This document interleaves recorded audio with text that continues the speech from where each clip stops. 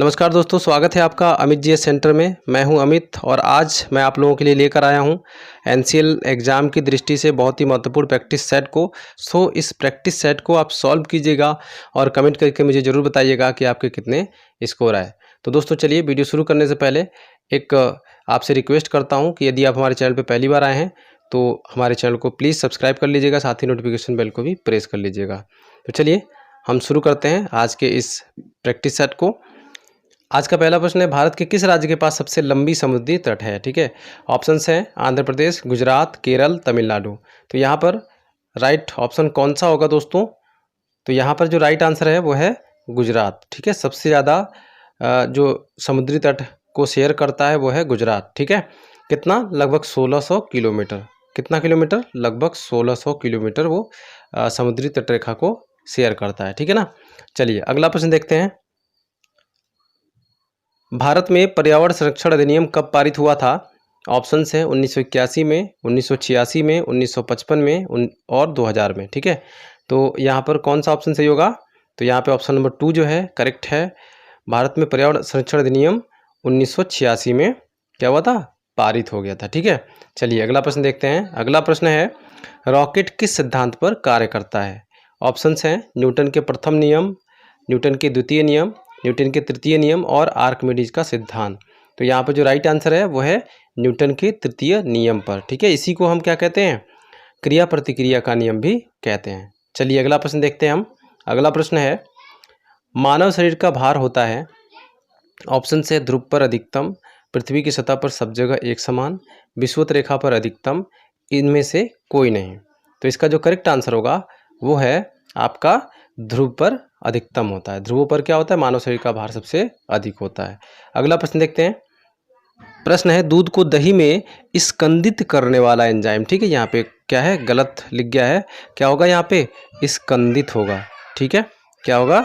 स्कंदित होगा। ठीक है ना। अब पूछा स्कंदित करने वाला एंजाइम कौन सा है, तो इसमें ऑप्शन है रेनिन, पेप्सिन, रेजिन और सिट्रेट। तो इसका जो राइट आंसर है वो है रेनिन। ठीक है, चलिए अगला प्रश्न देखते हैं। प्रश्न है, प्लास्टर ऑफ पेरिस रासायनिक रूप से है। ऑप्शन है calcium sulphate, calcium carbonate, calcium oxide, calcium oxalate. ठीक है, तो इसका जो राइट आंसर है वो है कैल्शियम सल्फेट। तो इसका जो रासायनिक सूत्र होता है वो होता है CaSO4 इंटू हाफ क्या होता है? H2O होता है। ठीक है, अर्ध जल योजित कैल्शियम सल्फेट इसको बोलते हैं। क्या बोलते हैं? अर्ध जल योजित।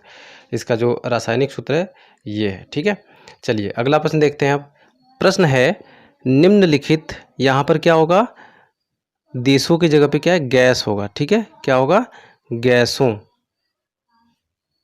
निम्नलिखित गैसों में से कौन सी गैस रक्त के हीमोग्लोबिन में आसानी से मिल जाती है?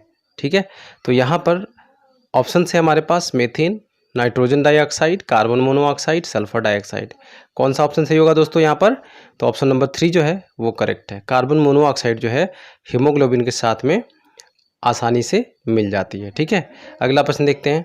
अगला प्रश्न है, नागार्जुन सागर परियोजना किस नदी पर स्थित है? ऑप्शन है भद्रा नदी, गोदावरी नदी, कृष्णा नदी, कावेरी नदी। तो इसका जो राइट आंसर है वो है आपका कृष्णा नदी। ठीक है, चलिए अगला प्रश्न देखते हैं।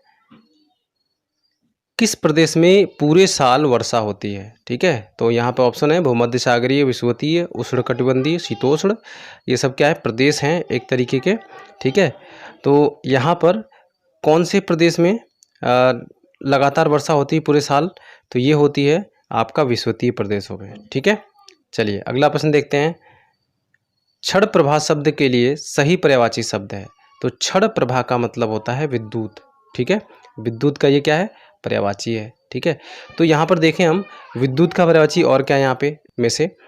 तो यहाँ पर जो ऑप्शन नंबर 1 है वो चपला जो है ये भी क्या है? विद्युत का ही पर्यायवाची शब्द है। ठीक है, तो यहाँ पे क्षण प्रभा और चपला क्या है? एक दूसरे के पर्यायवाची हैं। ठीक है ना, तो यहाँ पे ऑप्शन नंबर 1 करेक्ट है। अगला प्रश्न देखते हैं। अनुपम शब्द का सही पर्यायवाची शब्द है। अनुपम का पर्यायवाची शब्द होता है क्या होता है? अद्भुत होता है। ठीक है, तो यहाँ पे ऑप्शन नंबर 1 जो है करेक्ट है। अगला प्रश्न देखते हैं। एक परिवार के सदस्य कहीं जा रहे हैं, इसमें बेटा पिता से आगे है, बेटी बेटा से आगे है और माँ सबसे आगे चल रही है। ठीक है। तो सबसे पहले हम क्या देखते हैं, यहाँ पर क्या लिखा है, बेटा पिता से आगे चल रहा है, ठीक है। तो यहाँ पे फादर, ठीक है, और उससे पहले कौन चल रहा है, उससे पहले चल रहा है सन, ठीक है। और आगे लिखा है बेटी बेटा से आगे चल रही है, तो सन से आगे कौन चल रही है, डॉटर, ठीक है। और माँ सबसे आगे चल रही है, तो माँ क्या है, इससे भी आगे चल रही है, ठीक है। तो ये क्या है, उसकी मम्मी है, ठीक है ना, उस लड़की की और उस बेटे की, ठीक है। तो सबसे पीछे कौन चल रहा है, तो यहाँ देखिए ये तो मम्मी सबसे आगे हो गई, ठीक है, और ये तो दोनों बीच में हो गए। सबसे पीछे कौन चल रहा है, पिता चल रहा है, ठीक है। तो यहाँ पे जो करेक्ट आंसर है वो आपका क्या है, पिता है, ठीक है। चलिए अगला प्रश्न देखते हैं। प्रश्न है, निम्नलिखित में से छूटा हुआ वर्ड ज्ञात कीजिए, ठीक है। तो यहाँ पे हम पैटर्न देख लेते हैं, इन सब में क्या पैटर्न है, तो यहाँ पे भी वही पैटर्न हम फॉलो कर लेंगे, ठीक है ना। तो चलिए अभी हम देखते हैं पैटर्न क्या है। यहाँ पे सी और जी के बीच में क्या रिलेशन निकल रहा है, तो यहाँ पे देखिए सी और जी के बीच में आप काउंट करिए, सी के बाद क्या था, डी ई एफ जी, यानी कि +4 का है, कितने का है, +4 है, ठीक है। अब एम और आर के बीच में देख लीजिए कितने का अंतर है, ठीक है। तो एम के बाद N O P Q R +5 का अंतर है, ठीक है, +5 का अंतर है, ठीक है। वैसे ही अब डी और जे के बीच में देख लीजिए, ठीक है, डी और जे के बीच में, ठीक है। तो डी के बाद क्या आता है, E F G H I जे, यहाँ पे कितने का अंतर आ रहा है, +6 का आ रहा है, ठीक है। और यहाँ तक तो +6 का आ गया, अब तो इसमें क्या आएगा, इसमें +7 का आना चाहिए। तो ओ के बाद अगर हम देखेंगे तो क्या ओ के 7वें नंबर पे क्या आएगा, ओ के बाद में, ठीक है। तो क्या आता है, वो वी आता है, ठीक है, क्या आता है, वी आता है। तो यहाँ पे क्या भरा जाएगा, वी भरा जाएगा। तो यहाँ पे ऑप्शन नंबर कौन सा होगा, वी जो है करेक्ट होगा, ऑप्शन नंबर 1, ठीक है। चलिए अगला प्रश्न देखते हैं। प्रश्न है, राखी की आयु सुरभि की आयु से 4 साल कम है तथा इनकी आयु का अनुपात 3:5 है, तो राखी की आयु कितनी होगी। तो हम मान लेते हैं कितनी, राखी की आयु क्या है, राखी की आयु हम मान लेते हैं 3x और सुरभि की आयु कितना मान लेते हैं, 5x, ठीक है। और इनमें दे रखा है यहाँ पे प्रश्नानुसार एक कंडीशन दे रखी है कि राखी की आयु सुरभि की आयु से 4 साल कम है, ठीक है। तो हम घटा लेते हैं, तो 5x - 3x बराबर कितना आ जाएगा, 4 आ जाएगा, ठीक है, अंतर जो है, ठीक। अब यहाँ घटाते हैं, कितना आ गया, 2x आ गया बराबर 4, ठीक है। अब आगे बढ़ते हैं, तो x बराबर कितना हो जाएगा, 4/2, भाग करेंगे कितना आ जाएगा, 2 आ जाएगा, ठीक है। तो अभी x बराबर 2 आ गया हमारे पास। अब हम यहाँ से आसानी से इनकी एज निकाल सकते हैं, ठीक है। तो हमने अभी निकाला था कि r बराबर, हमने मान लिया था ना, r बराबर 3x, ठीक है, और s बराबर 5x। तो राखी की आयु कितनी है, अब x का मान हमने 2 निकाल लिया था, तो x का मान यहाँ पे रख लेते हैं, ठीक है। x का मान रख लेते हैं यहाँ पे, कितना आ जाएगा, 3 दूनी 6 आ जाएगा। हमसे राखी का ही मान पूछा है, राखी की आयु पूछा है ना, तो कितना आ गया, 6 आ गया, ठीक है। तो हमें इतना ही बताना था, बाकी सुरभि का पूछा नहीं तो हम निकालते नहीं है। चलिए अगर देखते हैं यहाँ पे ऑप्शन में क्या दिया है, ऑप्शन में दिया है ऑप्शन नंबर 4 जो है 6 करेक्ट है, ठीक है। चलिए अगला प्रश्न देखते हैं। अगला प्रश्न है, दीक्षा साधारण ब्याज की 5% वार्षिक दर पर 500 रुपये उधार लेती है, 4 वर्ष बाद अपना ऋण चुकाने के लिए उसे कितनी राशि का भुगतान करना पड़ेगा। हमें साधारण ब्याज निकालना है यहाँ पे, ठीक है। मूलधन दिया है 500 रुपया, ब्याज दर दिया है 5% और समय दिया है 4 वर्ष, ठीक है। तो साधारण ब्याज जो होता है वो होता है आपका मूलधन कितना दिया है, मूलधन 500 दिया है, गुणे दर दिया है 5 और समय दिया है 4 वर्ष बट्टे 100, ठीक है। इससे ये कट गया, 5 आ गया। अब गुणा कर लो, 5 × 5 = 25 और चौक 100 आ गया। तो ब्याज आ गया हमारा 100 रुपये, ठीक है। 4 वर्ष बाद ब्याज और प्लस मूलधन वो जमा करेगी, कितना आ जाएगा, 600 रुपये उसको देना पड़ेगा, ठीक है, 4 साल बाद में, ठीक है। तो यहाँ पे ऑप्शन नंबर जो करेक्ट है वो है 3 है, ठीक है।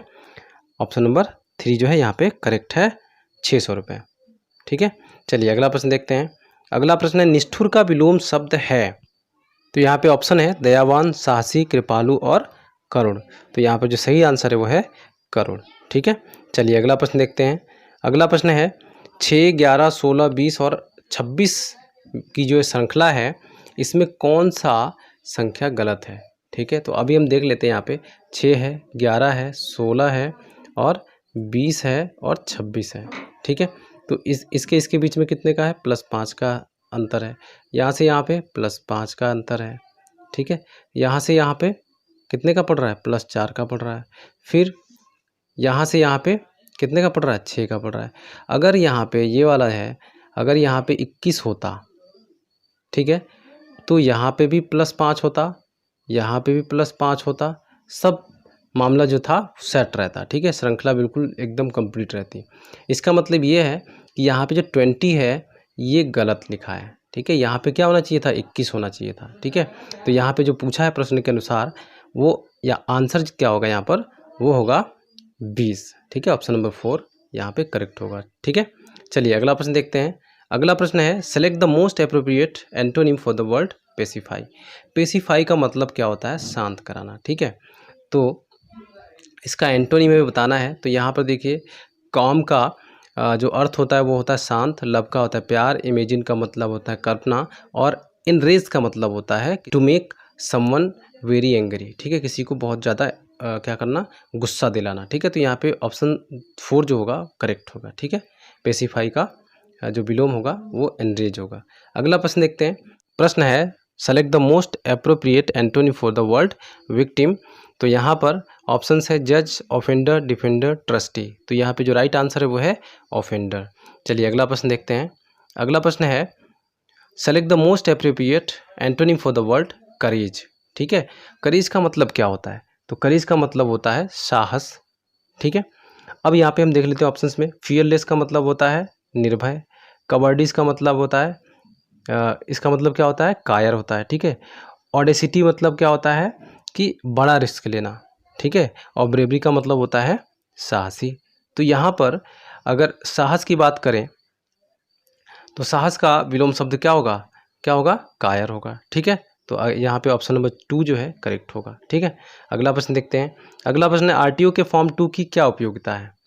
तो दोस्तों आरटीओ के फॉर्म 2 की जो उपयोगिता होती है वो होती है वाहन चलाने के लिए जब हम ड्राइविंग लाइसेंस बनाने जाते हैं तो उस समय ये फॉर्म भरना पड़ता है, ठीक है। तो नया ड्राइविंग लाइसेंस बनाने के लिए इसका प्रयोग किया जाता है, ठीक है ना। ऑप्शन नंबर 1 यहाँ पे करेक्ट होगा। अगला प्रश्न देखते हैं।